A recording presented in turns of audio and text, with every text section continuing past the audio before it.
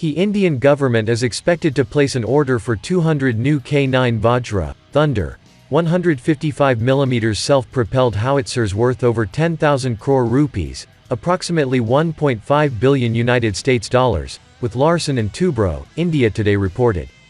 The report claimed that the order could be placed by this year with delivery beginning from 2023 and projected to be finished by 2028.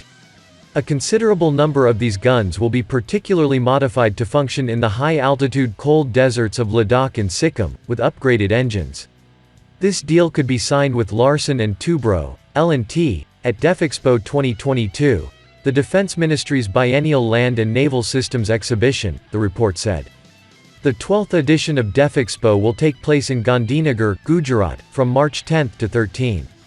In a joint venture with South Korean defense company Hanwha Defense, L&T previously delivered 100 K-9 Vajras worth 4,500 crore rupees to the Indian Army.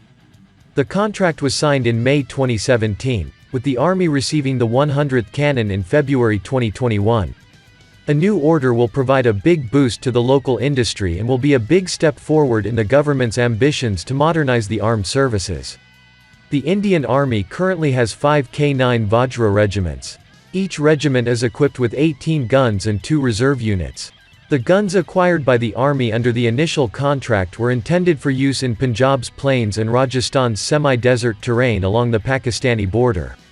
Following the successful trials of 3 K-9 Vajra, which were sent to Ladakh earlier last year, the Army was mulling to order at least 2 more regiments of the 155mm 52 caliber howitzers that would be deployed in the mountains.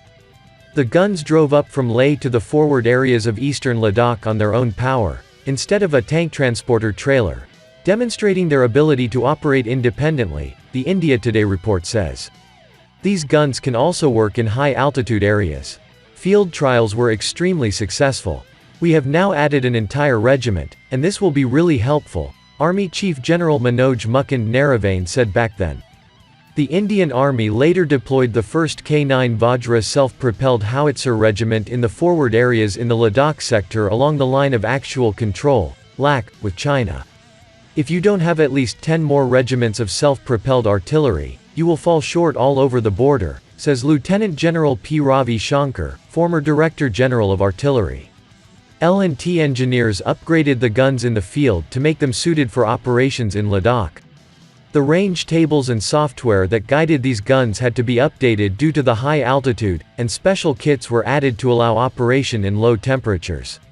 The latest report also suggests that China's military deployment along the border could be the reason behind the new order.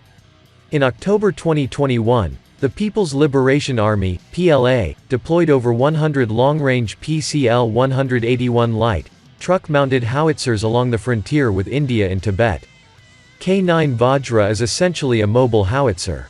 It has its own propulsion mechanism for moving towards its firing location and can be used to shell enemy positions from a long distance. A K-9 Vajra weighs 50 tons and can fire shells out to over 50 kilometers. The projectiles are loaded into the ammunition tray by an automatic loading system and are ready to be fired. When in a standby position, the K-9 Thunder can fire within 30 seconds, or 60 seconds while moving.